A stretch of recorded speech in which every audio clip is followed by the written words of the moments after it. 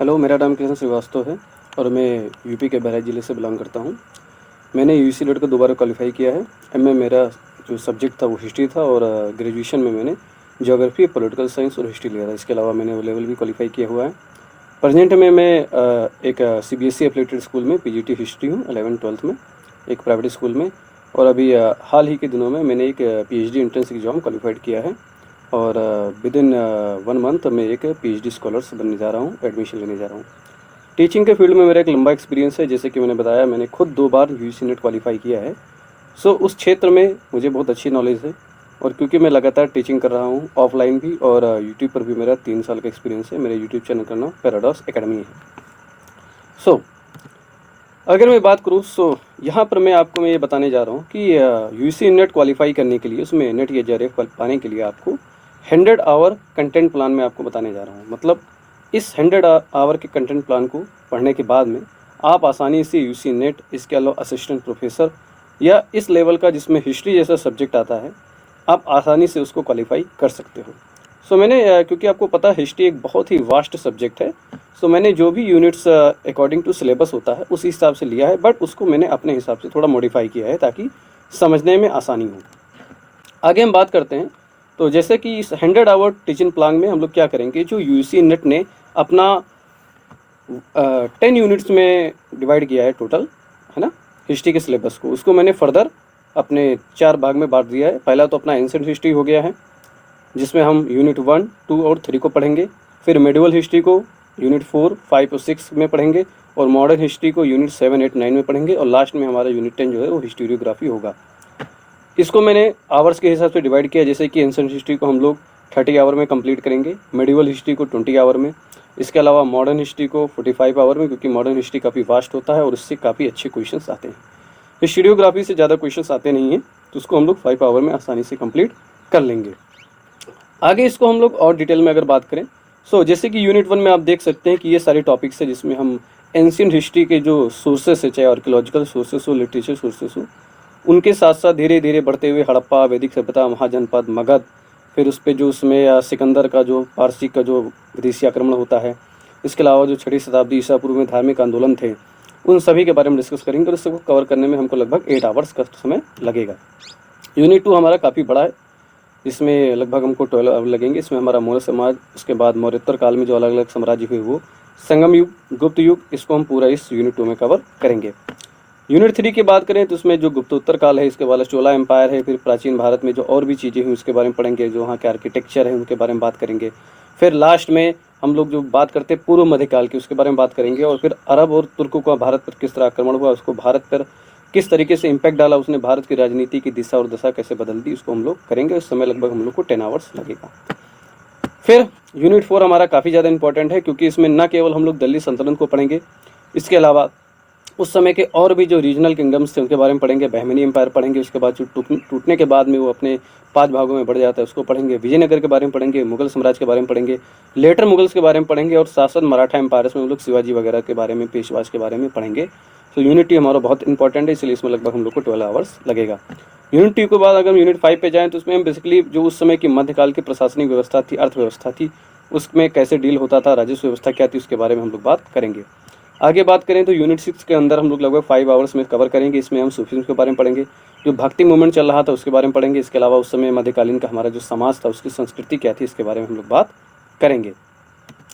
अगर हम यूनिट 7 की बात करें तो लगभग इसमें 10 आवर्स हम लोग को लगेगा और ये हमारा सबसे इंपॉर्टेंट यूनिट है, क्योंकि मॉडर्न हिस्ट्री से लगातार क्वेश्चंस हर एग्जाम में हिस्ट्री के पूछे जाते हैं, खासकर यूसी नेट में। इसमें हम मॉडर्न हिस्ट्री के जो भी सोर्सेस है उसमें पढ़ेंगे। ब्रिटिश राज भारत में कैसे आया, कैसे उसका उत्थान हुआ, उसके पीछे उनकी कौन कौन सी पॉलिसीज़ थी उसके पढ़ेंगे। इसके अलावा जो अवध के, बंगाल के या हैदराबाद के स्वतंत्र राज्यों की स्थापना हुई थी उसके बारे में पढ़ेंगे। 1857 का जो विद्रोह था वो कैसे हुआ, उसके पीछे क्या कारण थे, क्यों वो फेल हो गए, उसके बारे में पढ़ेंगे।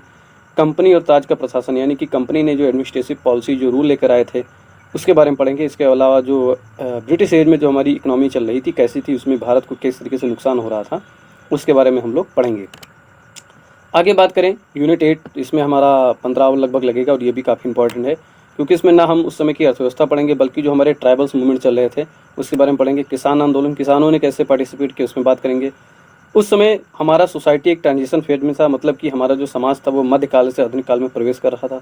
उस पे हमारे समाज पे क्या प्रभाव पड़ा उसके बारे में पढ़ेंगे। भारतीय पुनर्जागरण के बारे में पढ़ेंगे, जिसमें हम दयानंद सरस्वती, राजा राम मोहन राय और बाकी भी जितने भी हमारे उस समय के समाज में रिफॉर्मर्स के बारे में पढ़ेंगे, और आधुनिक भारतीय संस्कृति के बारे में हम लोग पढ़ेंगे।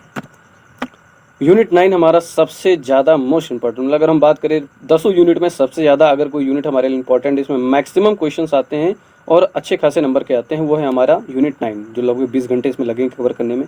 इसमें न केवल हम भारत में नेशनलिज्म, राष्ट्रवाद का कैसे उदय हुआ उसके बारे में पढ़ेंगे, गांधी जी अफ्रीका से कैसे भारत आए, उन्होंने कैसे पहले छोटे छोटे मूवमेंट्स किए, फिर उन्होंने एनसीएम किया, सीडीएम किया, उसके बाद फिर क्विट इंडिया मूवमेंट तक जाता है मामला, फिर भारत आज़ाद होता है, इसके बारे में पढ़ेंगे।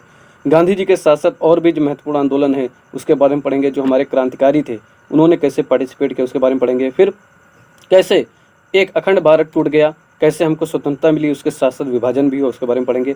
और आज़ादी के बाद में भारत के सामने कौन कौन से चैलेंजेस थे उसको हमने कैसे फेस किया उसके बारे में पढ़ेंगे। और आधुनिक भारत में, एक आज़ाद भारत में हमारी भारतीय संस्कृति क्या है उसके बारे में हम लोग डिटेल में पढ़ेंगे।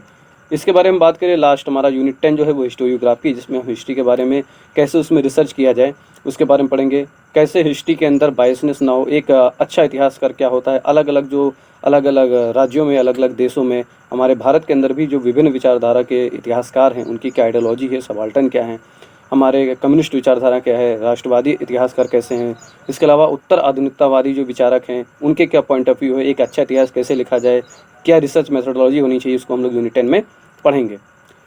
लास्ट में अगर मैं बात करता हूं तो हम लोग एक छोटे से टॉपिक को कवर करेंगे जो कि इतिहास का बहुत इंपॉर्टेंट टॉपिक है, रॉलेट एक्ट, जो कि 1919 में लाया गया था इंपीरियल लेजिस्लेटिव काउंसिल के द्वारा। अब इसको थोड़ा सा मैं आपको एक डेमो देना चाहता हूं कि किस तरीके से हम लोग पढ़ेंगे आगे चलकर। जैसे कि आप इसमें देख सकते हैं, मैंने इसको बहुत ही अच्छे से लिखा हुआ है कि अगर इसको हम ध्यान से देखें तो ये किस लिए लाया गया, ताकि जो गांधी जी जब 1915 में भारत आए अफ्रीका से, उन्होंने जो चंपारण, खेड़ा और अहमदाबाद मिल सत्याग्रह, जो छोटे छोटे सक्सेसफुल सत्याग्रह करे, उससे हमारी जो ब्रिटिश पॉलिसीज थी, ब्रिटिश पॉलिसी मेकर, वो काफ़ी डर गए। तो रॉलेट एक्ट लेकर आए, जिसके अंदर क्या था कि बिना कोई कारण बताए आपको गिरफ्तार कर लिया जाएगा 2 साल के लिए, और न तो आप इसके लिए कहीं पर अपील कर सकते हो, कुछ नहीं। इसीलिए इसको काला कानून कहा गया। और एक उसमें नारा दिया गया, बिना वकील, बिना अपील, बिना दलील का कानून। यानी कि एक बार गिरफ्तार हो गए तो उसके लिए ना तो आप वकील हायर कर सकते हो, क्योंकि नॉर्मली हम वकील अपनी तरफ से हायर करते हैं, ना तो आप कोर्ट में अपील कर सकते हो अपनी गिरफ्तारी के खिलाफ, और ना ही आपकी तरफ से कोई दलील होगी। गांधी जी ने इस रॉलेट एक्ट के खिलाफ एक सत्याग्रह लॉन्च किया और जगह जगह हड़ताल होनी शुरू हो गई। लोगों ने इसमें जम के पार्टिसिपेट किया, बट आपको पता है ब्रिटिशर्स को बिल्कुल नहीं पसंद आया। उन्होंने इन राष्ट्रवादी लोगों के आंदोलन को कुचलने की कोशिश की। उन्होंने अमृतसर में 2 प्रसिद्ध लीडर थे, एक तो सैफुद्दीन किचलू थे और एक सत्यपाल थे, उनको उन्होंने गिरफ्तार कर लिया और गांधी जी की भी दिल्ली में एंट्री बैन कर दी। फिर क्या हुआ, कुछ समय बाद जो पुलिस पर्सन थे उन्होंने लोगों के ऊपर फायरिंग कर दी। फायरिंग करने के बाद में क्या हुआ कि जो लोगों का गुस्सा था वो बहुत ज़्यादा भड़क गया और उन्होंने कुछ पुलिस वाले पर आक्रमण कर दिया। और उस समय जो वहाँ का जनरल डायर था उसको आदेश दिया गया कि इस समय आप अमृतसर में मार्शल लॉ लगा दीजिए, और अगर कोई व्यक्ति कोई भी तरीके की एक्टिविटी करता है तो उसके खिलाफ आप डायरेक्ट एक्शन ले सकते हैं। इसी के बाद में बहुत ही दुखद दिन आया 13 अप्रैल 1919 को। जलियांवाला बाग जैसे एक मैसकर हुआ, जिसमें भीषण हत्याकांड हुआ। इसमें निर्दोष लोगों को बहुत बुरी तरीके से मारा गया। इसको darkest moment in Indian history के नाम से भी हम जानते हैं। थोड़ा सा इसको अगर हम देखते हैं कि इस दिन हुआ क्या था। जलियांवाला बाग एक प्लेस है अमृतसर के अंदर।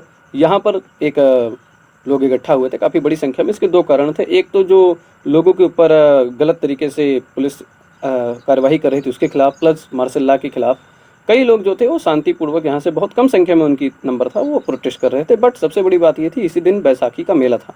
बहुत सारे लोग यहाँ पर इकट्ठा थे त्यौहार को मनाने के लिए। बट उसमें ज़्यादातर गांव के लोग थे, उनको मार्शल लॉ के बारे में बिल्कुल भी नहीं पता था। उसी समय ये बात जनरल डायर को पता चलती है और वो ये सोचता है कि ये लोग ब्रिटिश के खिलाफ कुछ वहाँ पर प्रदर्शन कर रहे हैं, और वो अपनी पुलिस को लेकर, भारी संख्या में पुलिस को लेकर वहाँ पहुँच जाता है और सभी तरफ से बाग को घेर लेता है और उसके सारे गेट के ऊपर एग्जिट पॉइंट को ब्लॉक कर देता है। उसके बाद वो सारे वहाँ पर जितने भी निर्दोष लोग थे, बच्चे, बूढ़े, बड़े, सभी के ऊपर बिना कोई चेतावनी के अंधाधुंध फायरिंग करना शुरू कर देता है, जिसमें हजारों निर्दोष लोग मारे जाते हैं।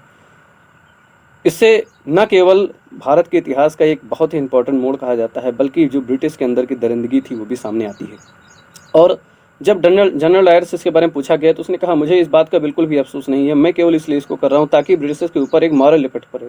मतलब जो ब्रिटिशर्स के खिलाफ जो विरोध कर रहे हैं हमारे भारतीय लोग, उनके खिलाफ एक मॉरल इफेक्ट पड़े, उनको उनकी आत्मा तक डर जाए ब्रिटिश के खिलाफ आवाज़ उठाने के लिए, उनके अंदर डर और आतंक के लिए मैंने ऐसा किया, और इससे के लिए मुझे बिल्कुल भी पछतावा नहीं है। अगर अब इसमें हम देखते हैं तो इसके अंदर जलियांवाला बाग जैसे हत्याकांड के पीछे 3 मेन लोग थे। एक तो जनरल डायर था जिसने वहाँ पर फायरिंग किया, उसको बचर आब्दी अमृतसर भी कहते नहीं कि अमृतसर का कसाई, बट उसके ऑर्डर को अप्रूव देने वाला वहाँ का जो मेन एक तरीके से गवर्नर टाइप का था अमृतसर का, जो मेन पर्सन था, अथॉरिटी था, माइकल ओडायर, उसने ही उसको आदेश दिया था कि yes you can fire upon them. और उस समय जो भारत का वायसराय चेम्सफोर्ड था, इन तीनों लोगों को इस भीषण हत्याकांड के लिए जिम्मेदार ठहराया जाता है, और तीनों को इसके बारे में कोई भी पछतावा नहीं था। सो इस तरह आप देख सकते हैं कि किस तरीके से ब्रिटिशर्स ने एक इतना बड़ा स्टेप लिया, क्योंकि वो केवल लोगों के बारे में भय और दहशत फैलाना चाहते थे। बाद में खैर गांधी जी ने रोल्ड सत्याग्रह को कुछ समय के लिए बंद कर दिया, बट ये जो यहाँ पर जो एक चिंगारी लोगों में भड़की हुई यही नहीं दबी। कुछ समय बाद गांधी जी ने नॉन कोऑपरेशन आयोग आंदोलन, है ना, असहयोग आंदोलन भी लॉन्च किया, ताकि ब्रिटिश को एक मुंह तोड़ जवाब दिया जा सके, जो कि एक राष्ट्रवादी आंदोलन था। सो यहाँ पर हमने इतिहास के एक छोटे से पहलू को समझा, और इस तरीके से हम आगे भी जो हम पढ़ेंगे अपने टॉपिक्स को, जो हम अपने 100 आवर में हम लोग जो क्लासेस लेंगे, उसमें हम हर एक मूवमेंट को अच्छे से पढ़ेंगे। अब देखिए, क्योंकि हिस्ट्री जैसे सब्जेक्ट में मैप बहुत ज़रूरत है, मैप, पिक्चर्स, क्योंकि अगर आप लीनियर हिस्ट्री पढ़ोगे तो आपको अच्छे से ज्ञान नहीं मिलेगा। आप मैप में देखिए, हमारे प्यारा भारत है, इसमें ये जगह आप देख सकते हैं पंजाब के अंदर, ये अमृतसर है, यहीं पर ये घटना घटी थी। सो मैप और पिक्चर्स के माध्यम से जब हम हिस्ट्री को समझेंगे तो हमको ज़्यादा समझ में आएगा, क्योंकि हमारा जो दिमाग है वो लीनियर की जगह पिक्चर और वीडियो को ज़्यादा कैप्चर करता है। ये एक उसका एक छोटा सा मैप है जिसको मैंने इंटरनेट से लिया है। इसको आप देख सकते हैं कि वहाँ पर क्या सिचुएशन थी और किस तरीके से हुआ। और ये जलियांवाला बाग मेमोरियल का एक फ़ोटो है। So thank you so much इसको समझने के लिए। मुझे उम्मीद है कि आपको ये टॉपिक भी समझ में आया होगा, और किस तरीके से हम यूजीसी नेट को क्वालिफाई करने के लिए हमने कैसे यूनिट्स को बांटा, आपको समझ में आया होगा। मैं इस चीज़ का आपको प्रॉमिस कर सकता हूँ कि अगर आप मेरे इस प्लान को फॉलो करेंगे तो डेफिनेटली आप इस एग्ज़ाम में न केवल सफल होंगे, बल्कि इसके जैसे और भी जो एग्ज़ाम है, जैसे कि पीएचडी एंट्रेंस एग्ज़ाम, जैसे कि मैंने क्वालिफाई किया है, आप भी पास करके एक डॉक्टर की उपाधि ले सकते हैं। So thank you so much. जय हिंद।